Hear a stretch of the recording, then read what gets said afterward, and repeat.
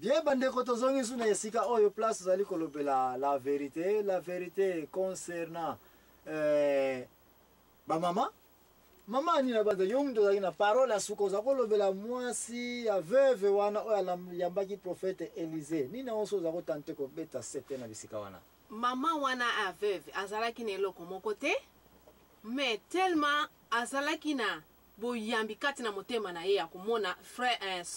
prophète Élisée azalaki kaka na mwa farina muke pona bebe na ye po ambela ye mais a préféré ko pesa ngo epa musale na nzambe ali yango atiki mwana ya nzala mais après wana tango abimaki kaka ndaku na ye ezalaki beni donc ba mama faut ça l'attention donc hospitalité aux autres ko le blague ezali rôle munene pona ba mama nesta ezali munene donc basi o batanta ko sala hospitalité na vina ba wana bandako na ba ko yamba bat na bandako na babika na kawana ngana ko baksa susu ya hospitalité malamu na ebika ya mwasi ya Nabal Abigail mwasi ya nani ya mkonzi David mais avant la mwasi ya roi David azalina no mwasi ya Nabal raison nini Nabal babomela ki ete na mwasi ne Abigail na tangwana ya roi David c'est parce que tant bakendaki epa na ye batante kovanda kuna tamba za kokima na bitumba mwasi ya Nabal ayambaki roi David très bien za kolesa bango ko supporter bango nde se souvenir ki na kana ye ya wana babomaki bango te et c'est au contraire vers la fin roi David lokola tata wana la basi ya trop est-ce que vous ayeko bala merci mingi bonga sikoyo na ko attaquer un peu côté biso batata quoi pour toza na autorité na biso si bino ba maman toza pe na ba point de vue na biso na yebi mais sikoyo ba maman en tout cas même si oza na mbongo te gentillesse na yo kotika yango te nanda pona ko yambaka bato ça va donc bato ba ko yebelo kaka na wana ba koloba ke maman wana en tout cas aza pena très gentil donc to continuer mais sikola ki gentillesse on apena na question na bisika wana bongo mwasi Dalida oyo mwasi ya Samson azaki trop gentil nzoka neza yo apona ko flatterie de place to lobela biso mba kolia na mwasi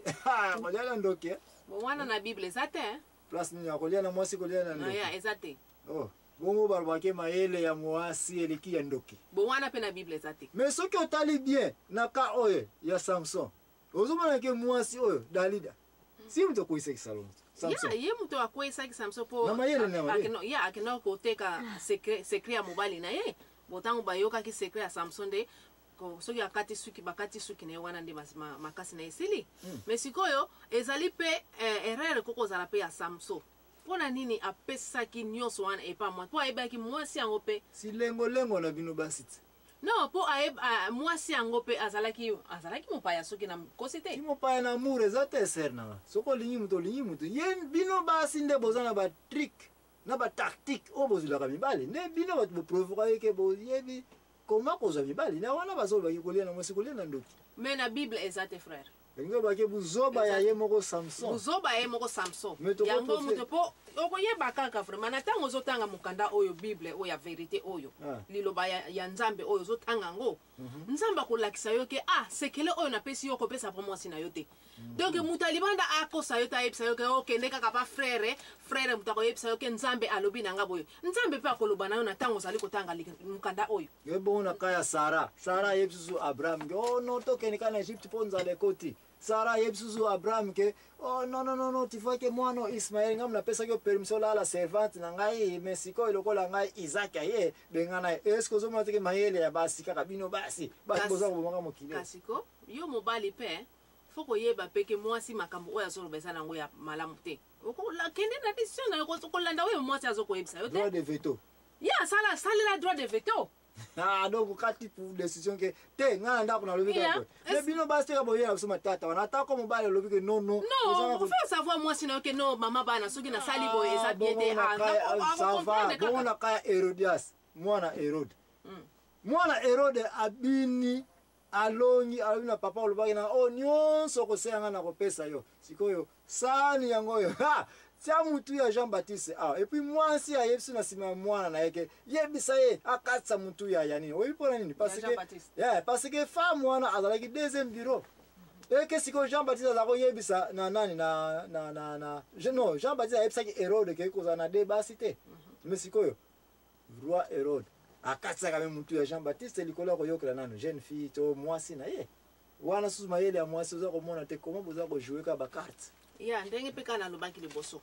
ozomona po papa wana soki andimaki yango mpo aprometaki déjà ke akopesa mwana ye eloko nyonso akosenga est ce que akoki kochange décision te mwasi azalaki na nsima nyonso oyo ya po nayebi ke mwasi azalaki na nsima bo soki akoki kochange décision na ye mais sikoyo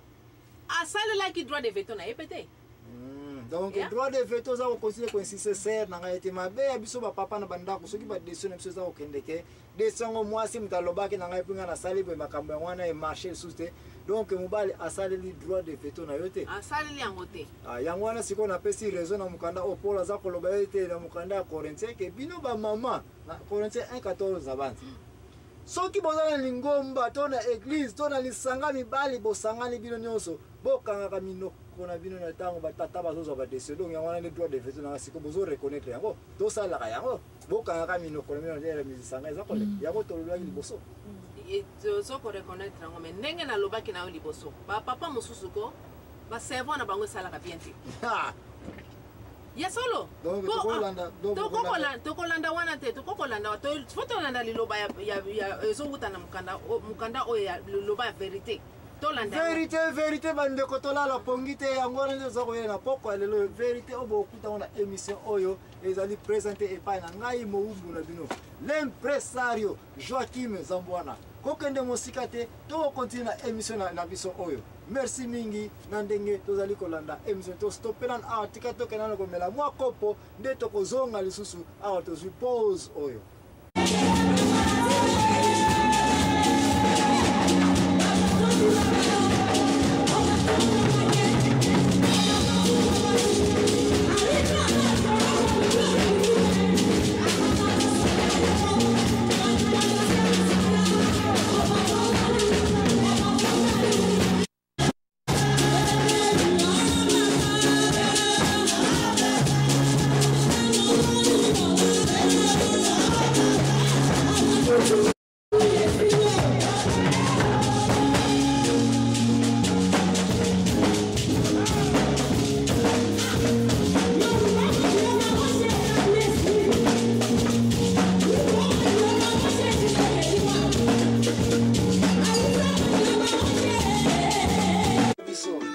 émission na biso oyo ya la vérité émission oyo ezali présenté par ya ndeko na biso sœur na biso mama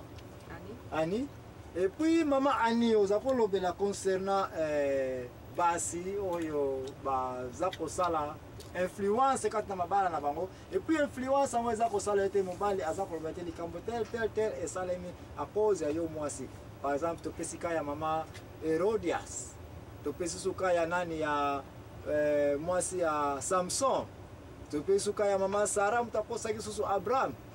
mais maman on se défendre lobi ete non nyonso esalemi parce faute mibali utilisaki droit de veto na bango te ki pouvoir ki autorité à dernière décision en tant que ba PDG bandako basalaki yango te yango na lobi ke basi bazaki na faute te faute zaki na mibali siko ngana na question concernant le mariage pona nini na mikolo yo mabala ekomi un peu trop difficile et puis basi mingi bakomi na ba 30 40 baza ko bala te suka kutu bazo benga bango azaka na mari de nuit olobini na point wana en tout cas mot de mari de nuit na bible ezate ezate mais sikoyo mikolo basi bazo bala te mingi bazo benga bango baza na ba mari de nuit qu'est-ce que tu en dis là-dessus bon sikoyo ko bala ya mwasi ezali mobali azwi mosala azwi ndako na ye sikoyo soki totali na tango ya lelo oyo misala ekomi ya pasi mobali akozwa mosala ndenge nini do bino basi so moni ke mobali aza na mosala te makambo ya libala non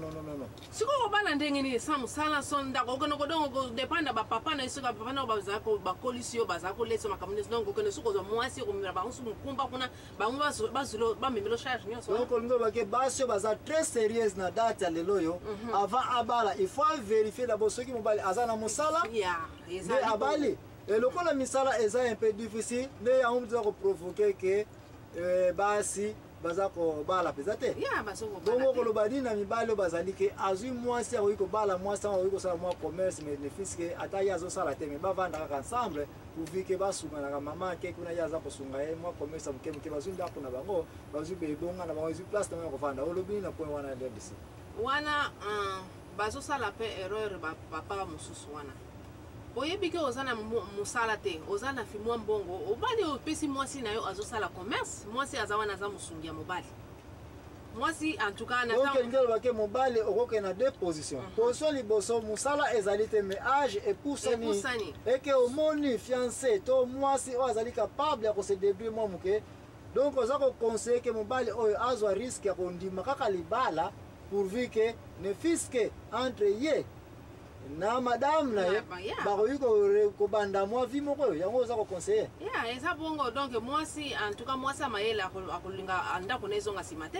faut asupporter mobali na ye kosala commerce et puis kosunga ndako na ye et puis ndako ezotambola na ndenge esengeli donc oza koconseille bajeune femme oyo bazali ke age na bango epusani eke aza na sheri na ye moko alingaka ye eke libala efesalema batia condition ya mosala te condition ya mosala wana eza nango te mpo misala yango mpe baza meme bamosusu 6 mois bafuta